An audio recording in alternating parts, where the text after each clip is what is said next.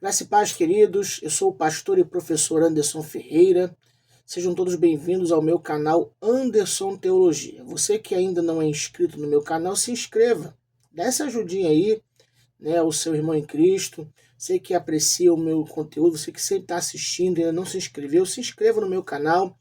Toque no sininho para ativar as notificações todas as vezes que chegar por aqui, vídeos novos, conteúdos. E esse ano nós estaremos trazendo novidades, indicações de livros também para sim os irmãos. Tá bom? E eu já quero também aproveitar o ensejo, desejar a todos os nossos irmãos inscritos no nosso canal, aqueles que estão sempre nos assistindo, nos acompanhando, um 2026 debaixo das bênçãos de Deus, e que as promessas de Deus nesse ano possam se concretizar, que os seus sonhos possam se realizar para a glória do nome do Senhor Jesus Cristo. Bem, queridos, da última vez que estivemos aqui, iniciamos, na verdade, uma série de estudos sobre as 7 igrejas do Apocalipse. Fizemos uma introdução, na verdade, tivemos 2 blocos de vídeos aqui sobre introdução ao livro de Apocalipse. Inclusive, você que ainda não assistiu, assista desde o início para que você possa assim, ter a linha de raciocínio do que nós estamos abordando desde então. Ministramos sobre a igreja de Éfeso, a igreja do amor esquecido. Ministramos sobre a igreja de Esmirna, a igreja perseguida, e hoje nós vamos falar sobre a igreja casada com o mundo, isso, a igreja de Pérgamo, a terceira carta. E a minha Bíblia se encontra aberta aqui em Apocalipse, capítulo 2, dos seus versículos 12 ao 17, que está escrito assim: Ao anjo da igreja em Pérgamo escreva, essas coisas diz aquele que tem a espada afiada de 2 gumes. Conheço o lugar onde você mora, que é o lugar onde está o trono de Satanás. Sei que você conserva o meu nome e não negou a fé que tem em mim. Mesmo nos dias de Antipas, minha testemunha, meu fiel, que foi morto na cidade de vocês, aí onde Satanás habita. Tenho, porém, contra você algumas coisas. Estão aí em seu meio os que sustentam a doutrina de Balaão, o qual ensinava Balaque a armar ciladas diante dos filhos de Israel, para que comessem coisas sacrificadas aos ídolos e praticassem a prostituição. Além disso, estão também aí em seu meio os que seguem a doutrina dos nicolaítas. Portanto, arrependa-se, senão irei até aí sem demora e lutarei contra eles com a espada da minha boca. Quem tem ouvidos, ouça o que o Espírito diz às igrejas. Ao vencedor, darei do maná escondido e também lhe darei uma pedrinha branca. E sobre essa pedrinha um novo nome escrito, o qual ninguém conhece, exceto aquele que o recebe. Bem, perceba que esta carta é dirigida a uma das importantes cidades, né, onde habitava uma comunidade cristã no primeiro século, no final do primeiro século de nossa era cristã. É uma cidade importante nos tempos bíblicos. E, segundo o teólogo e exegeta bíblico George Led, em seu comentário de Apocalipse, ele vai dizer assim: Pérgamo não era tão importante como Éfeso e Esmirna. Mesmo assim, era importante centro político e religioso. Começou a se destacar depois da morte de Alexandre o Grande, em 323 a.C. Átalo III, o último rei de Pérgamo, passou o reino a Roma em seu testamento, e Pérgamo se tornou a capital da província romana da Ásia. Foi também a primeira cidade da Ásia que incentivou abertamente o culto ao imperador. Então perceba que essa cidade não era uma cidade qualquer, e perceba da estima que tinha a capital do Império Romano naquela época para com essa região, pois foi ela que incentivou e contribuiu em parte para o culto ao imperador no antigo Oriente Próximo. E perceba também que no ano de 29 a.C. foi dedicado um templo ao divino Augusto e à deusa Roma. E desta maneira Pérgamo ficou conhecida por ser o lugar principal no império que cultuava o imperador. Pérgamo era também o centro de culto a muitos outros deuses.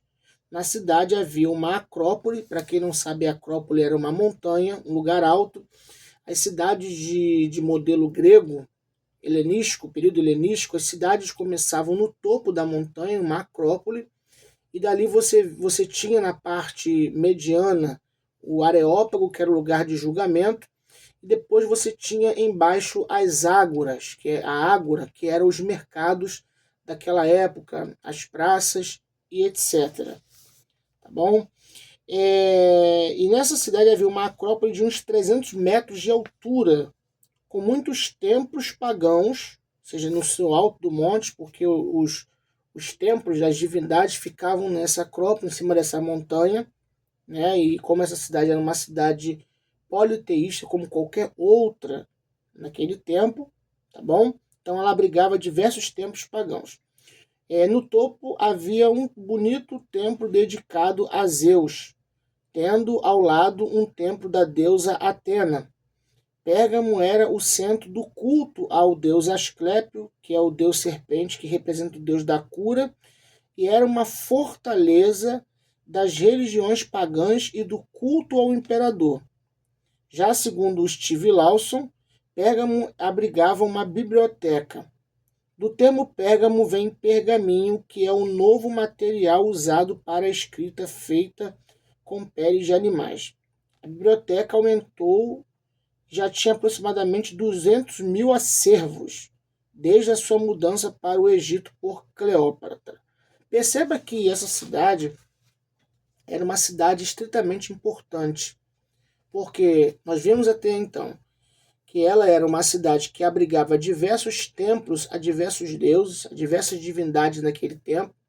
Foi uma cidade que, quando Roma estava ali alcançando suas conquistas, tornando muitos reinos, muitos lugares como seus vassalos, como aqueles a quem agora deveriam pagar tributos. Perceba que essa região, essa cidade especificamente, ela é marcada por uma fidelidade estrita ao império, construindo ali, sendo a primeira a construir um templo a César Augusto e, por sua vez, também a deusa Roma. E já nos tempos do apóstolo João, essa cidade tinha ali na Acrópole, em cima daquele topo daquela montanha, templos a diversas divindades, tá bom? E então essa cidade não era qualquer uma. E vale destacar também que Pérgamo, junto com Sardes, formava o antigo reino da Lídia, um reino importantíssimo nos tempos antigos. O último rei dessa cidade foi o rei Creso. O rei Creso, ele numa certa feita consultou um dos oráculos, no oráculo de Delfos, melhor dizendo. No oráculo de Delfos ele consultou o oráculo porque ele estava querendo travar uma batalha contra os persas. E o oráculo disse para ele: se você atravessar o rio Halys, você vai destruir um grande exército. Ele pensou consigo que esse exército que ele iria destruir seria o exército persa. Só que na verdade foi o oposto. O seu exército que foi derrotado, e alguns dizem que ele ou foi morto no campo de batalha ou se tornou um rei vassalo ou súdito dos persas.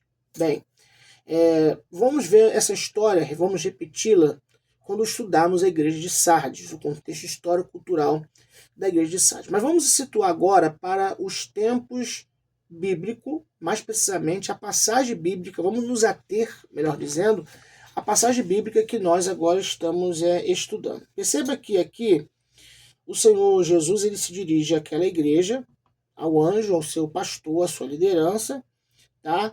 Como aquele que tem a espada afiada de 2 gumes. E é interessante porque Jesus ele se inicia se apresentando como aquele que tem a espada de 2 gumes. E vamos entender, no mundo romano, tá? No Império Romano, no sistema imperial de Roma, quem tinha o poder da espada era aquele que detinha o poder de vida ou morte. Ou seja, competia a César se a pessoa morreria ou se a pessoa viveria.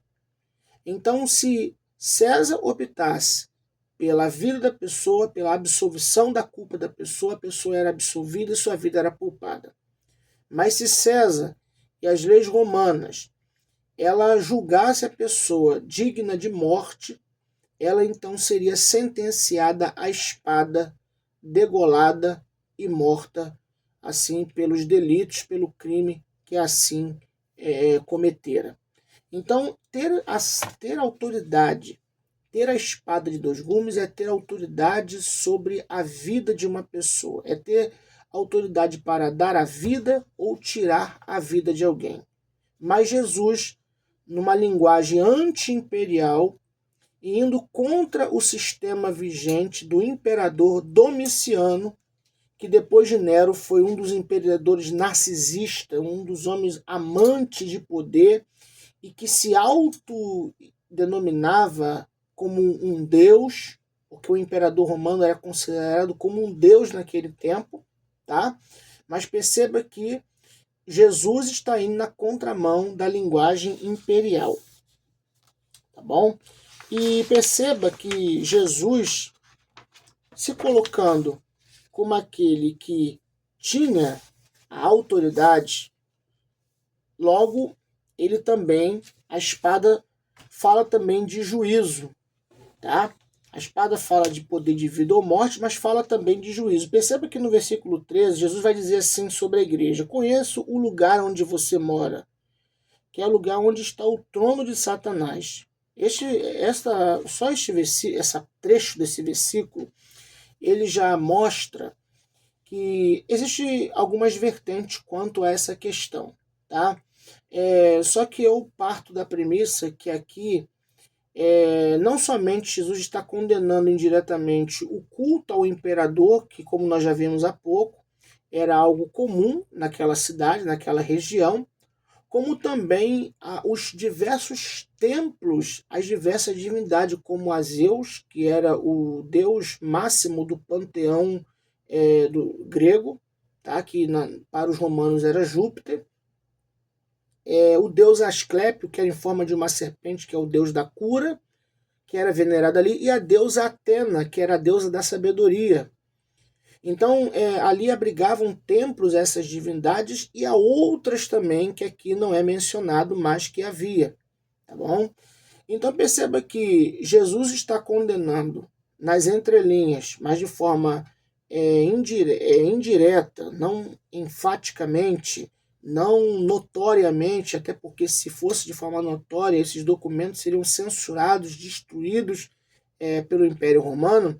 Então, numa linguagem misteriosa, simbólica, Jesus está combatendo, Jesus está contrariando, tá, o poder que Roma julgava ter. Primeiro, quando ele se apresenta à igreja como aquele que tem a espada afiada de dois gumes, ou seja, aquele que tem o poder de dar a vida e tirar a vida. E ele também reconhece que o lugar onde a igreja está é um lugar pagão. Mas perceba que também ele vai dizer que mesmo a igreja estando em um ambiente pagão, idólatra, hostil, tá?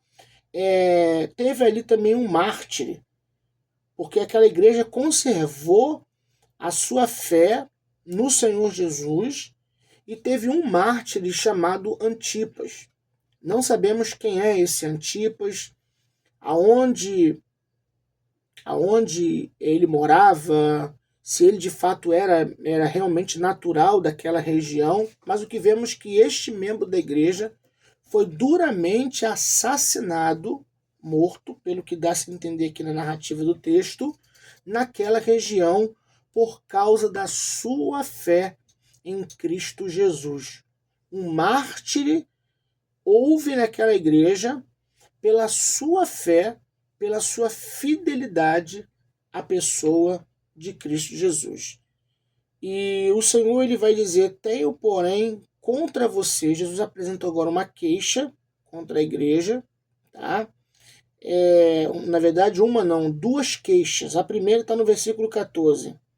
Tenho, porém, contra você algumas coisas E estão aí em seu meio os que sustentam a doutrina de Balaão, o qual ensinava Balaque a armar cilada diante dos filhos de Israel, para que comessem coisas sacrificadas aos ídolos e praticassem a prostituição.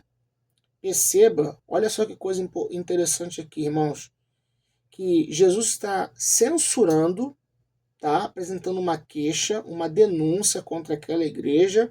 Primeiro, que eles estavam tolerando uma doutrina que aqui é denominada de doutrina de Balaão, porque estavam ensinando a lançar tropeço diante dos filhos de Israel. Ou seja, algo que estava trazendo escândalo e mau testemunho para a comunidade de Pérgamo. Tá? E o versículo 15 também vai dizer assim: além disso, estão também aí em seu meio os que seguem a doutrina dos nicolaítas. Eu vou usar aqui como base, como eu já estou usando, para poder deixar de apresentar, essa apostila aqui de minha autoria. Você que quer estudar com mais propriedade, com mais profundidade, o estudo das 7 igrejas, eu recomendo esse material aqui, com uma vasta bibliografia que vai ajudar, vai agregar muito no seu ministério, no seu conhecimento. Também você pode ministrar esse estudo, essa apostila para a sua igreja, para o seu grupo de estudos, enfim, que vai assim abençoar a todos que tiverem acesso a esse material com o conteúdo que está aqui explicitado. Então vamos lá. A gente precisa destacar aqui que essa doutrina de Balaão, a gente tem que tomar como base o texto de Números, capítulos 22 a 25, que encontramos a história de Balaão, profeta do Senhor, que convidado pelo rei de Moabe, Balaque, chamado para amaldiçoar a nação de Israel, pois os temia. A Bíblia vai nos dizer que Balaão não conseguira amaldiçoar o povo de Deus, porém aconselhar ao rei a introduzir entre os povos as mulheres moabitas, para que a ira do Senhor fosse atraída sobre o povo de Israel. E muitos da nação de Israel foram seduzidos por essas mulheres e pecaram contra o Senhor. Logo, foram atacados por uma praga divina. Segundo Ralph Earle, a palavra grega para tropeços é a palavra escândalon, ou escândalo, que significa uma isca de armadilha e em seguida para a própria armadilha. Isso se encaixa perfeitamente na figura que Balaque preparou uma armadilha para os israelitas e eles foram apanhados nela. Assim, a doutrina de Balaão era a prostituição e a idolatria. Parece que a igreja de Pérgamo estava sendo tentada a aceitar os costumes pagãos e participar na adoração aos ídolos, o que incluía prostituir-se com as virgens do templo. Provavelmente alguns deles estavam ordenando, ou melhor, perdão, provavelmente alguns deles estavam cedendo, tá, à pressão cultural para evitarem perseguições. Esse trecho dessa carta traz-nos uma lição importante, que é não nos associarmos a esse mundo, mas sim não nos conformarmos com ele. A igreja de Cristo anda ao contrário da via desse mundo. A palavra conversão significa voltar-se ao contrário do caminho de antes. É mudança de rota ou de destino. Então perceba que o que significa essa doutrina de Balaão? Tá? Essa doutrina de Balaão, ela significa a orientação que o profeta Balaão dá ao rei de Moabe, Balaque, nos tempos de Moisés, para incitar o povo de Israel, ou melhor, para incitar a ira do Senhor contra o povo de Israel, tá? Você lança as mulheres para que eles possam se prostituir, se relacionar sexualmente com elas, e assim, que é proibido pela lei do Senhor, isso vai atrair o juízo de Deus e a destruição desse povo. Ou seja, logo, nós entendemos que, com base nesse texto, que essa doutrina de Balaão era tanto a idolatria quanto a prostituição. E alguns estudiosos entendem que essa igreja de Pérgamo estava sendo tentada estava sendo levada a ceder à tentação de se relacionar sexualmente com as prostitutas cultuais ou as prostitutas do templo. Isso era muito comum naquela época, principalmente em lugares que abrigavam o templo à deusa Afrodite. Por exemplo, a antiga cidade de Corinto, você tem até hoje na Acrópole, numa montanha, nas ruínas de Corinto, ruínas do templo da deusa Afrodite. E nesse templo era comum os homens se prostituir com as mulheres em troca de dinheiro para angariar fundos para o templo daquela deusa, que é a deusa Afrodite, que na mitologia grega é a deusa do amor, deusa, né, do amor sexual e tudo mais. Então, esse dinheiro que essas mulheres angariavam era para arrecadar fundos para o templo. Então, possivelmente, nós não temos como comprovar isso historicamente, mas possivelmente abrigava ali um templo a deusa Afrodite ou uma outra deusa que tinha, ou deuses, né, ou sacerdotisas de outros deuses, como o de Apolo também pode ser, que se prostituíam em troca de dinheiro.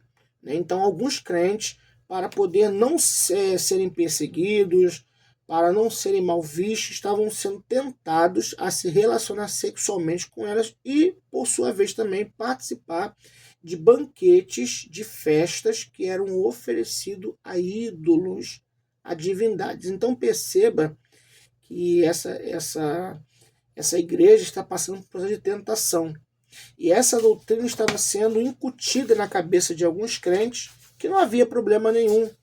Não havia nada a ver eles se relacionarem com as prostitutas cultuais, participarem de banquetes, de festas nos templos dos deuses, porque isso era uma coisa comum, normal, e eles não deveriam se isolar da sociedade. Só que quando nós acabamos de ver, Paulo vai dizer na sua epístola aos Romanos, capítulo 12, versículo 2, que nós não devemos nos conformar com esse mundo. O que é isso? Não tomar a forma do mundo, mas sofrer uma transformação, uma metanoia, que é arrependimento, para que nós possamos experimentar a perfeita vontade de Deus, que é boa, agradável e perfeita.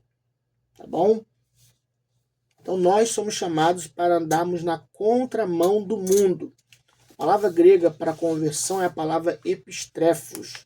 Epistrefos significa andar na contramão de uma direção, ou seja, andar na contramão da direção do curso deste mundo. Paulo vai dizer na sua epístola aos Efésios, capítulo 2, versículo 2, que nós outrora andávamos segundo o curso desse mundo, segundo o sistema do mundo, que as normas, as modas, tudo que o mundo ditava nós seguimos, mas quando nós aceitamos a Cristo, sofremos uma metanoia, uma mudança de mente, uma transformação de mente, pensamento, de convicções, de valores, e agora não servimos mais aos nossos interesses, mas servimos agora a Cristo Jesus. Tá? E também tem a doutrina dos nicolaítas, que eu aconselho depois você, para nós não sermos muito repetitivos, assistir o vídeo sobre a igreja de Éfeso, que Jesus também faz uma crítica à doutrina dos nicolaítas, e ali eu explico o que é essa doutrina. Mas, só recapitulando, era que alguns estudiosos entendem que essa doutrina era a doutrina antinomista, ou seja, que era contra a lei. Uma vez que não temos mais que observar a lei, logo nós podemos viver à vontade. Ou seja, hoje é a graça permissiva, é a hipergraça. Tudo é pela graça e não há renúncia, não há como o crente resistir, né? O pecado ele tem que continuar pecando. Se pecar, irmão, não tem nada a ver, segue a sua vida, negócio é com Jesus, mas não é bem assim que a Bíblia nos ensina, não. A graça ela ainda é mais severa que a lei. Podemos tomar como exemplo Mateus capítulo 5, que Jesus, quando ele vai falar a respeito do pecado de adultério, ele vai dizer que agora na graça, adulterar não é o ato apenas em si, mas é o desejo. Se você pensa e deseja uma mulher que não é sua mulher como a sua esposa, sexualmente falando, você já cometeu o pecado de adultério com ela. Então perceba que a graça, ela parte do efeito para a causa. Tá? Então perceba que é algo muito sério, que a gente precisa parar e assim refletir, tá bom? Porque nós não podemos é achar que nós estamos vivendo o tempo da graça, então tudo pode, não tem mais regra, não tem mais disciplina. Não, não é bem assim não, irmãos. Temos que ter muito cuidado com esse assunto sobre a graça, porque a graça não é uma licenciosidade, uma liberdade para pecar, mas antes ela é um meio que Deus nos concede pelo seu Espírito para que possamos resistir e enfrentar os nossos desejos e fazer assim a sua vontade. O versículo 16, Jesus ele vai dizer assim: portanto, arrependa-se, senão irei até aí sem demora e lutarei contra eles com a espada da minha boca. Perceba que novamente a figura da espada é usada aqui no versículo 16. E o apelo de Jesus para essa igreja é, após Jesus mostrar a falta da igreja de Pérgamo, ele conclama usar o arrependimento. Segundo o Lawson, o arrependimento exige mudança de opinião sobre o pecado, mudança de coração e de vontade, ou seja, uma mudança radical. Led faz uma análise que o Senhor Jesus chamava alguns dentre a igreja ao arrependimento, e não todos. Enquanto os efésios não toleravam os nicolaítas, os de Pérgamo os toleravam e eram liberais. Já segundo Stanley Horton, teólogo pentecostal, os que erram devem arrepender-se, isto é, devem mudar sua atitude quanto a Deus. Caso contrário, Jesus lutará contra eles com a espada da sua boca. Tudo que Cristo tem a fazer é pronunciar a palavra para trazer a punição. Então Jesus estava dando tempo para aqueles crentes se arrepender, rever os seus conceitos e não flertar com o pecado, mas romper, fazer uma ruptura com o pecado. Lembra que eu falei que a igreja pega uma igreja casada com o mundo? Ou seja, o que é casada? Ela estava associada, ela estava estritamente ligada a uma vida de licenciosidade, de libertinagem, numa vida totalmente voltada ao pecado. É claro que nem todos os crentes naquela igreja se encaixavam nessa situação, nesse contexto, mas a grande maioria havia cedido a doutrina dos nicolaítas e também, por sua vez, a doutrina de Balaão. Então, o pecado, a idolatria, o antinomismo estavam entrando dentro da igreja, se infiltrando, e o mundo não está vendo uma distinção entre a santificação e as coisas impuras. Não estava vendo uma distinção entre luz e trevas. Tudo estava sendo comum na igreja de Pérgamo. E o Senhor Jesus diz que se eles não se arrependessem, o Senhor viria com a espada da sua boca, ou seja, com autoridade para julgamento. Jesus iria punir, julgar aqueles rebeldes, aqueles obstinados que estavam dentro da igreja e que não estavam querendo se arrepender dos seus atos. E por fim, no versículo 17, nós vamos ver aqui promessa de Jesus àqueles que mudassem de pensamento e para aqueles que estavam permanecendo fiéis a ele. Quem tem ouvidos, ouça o que o Espírito diz às igrejas. Já falei isso aqui, mas vou repetir. Esse ouvido não é essas orelhas, ouvidos que nós temos, esse aparelho auditivo humano. Mas esse ouvido, no original, significa a pronta disposição em obedecer e acatar a voz, aqui no caso do Senhor Jesus. Ao vencedor, darei do maná escondido. Também lhe darei uma pedrinha branca, e sobre essa pedrinha um novo nome escrito, qual ninguém conhece, exceto aquele que o recebe. Então, duas promessas pairam sobre os crentes de Pérgamo. A primeira, o Senhor daria a comer do maná escondido. Segundo, o Senhor lhe daria uma pedrinha branca e nessa pedrinha um novo nome escrito que ninguém sabe, exceto o Pai Celestial. Então vamos lá. O que seria então esse maná escondido? Pela advertência a Pérgamo, todos somos chamados a ouvir a voz do Espírito Santo que fala a todas as igrejas em todas as épocas. Devemos continuar nossa vida de vitória pela fé em Cristo Jesus.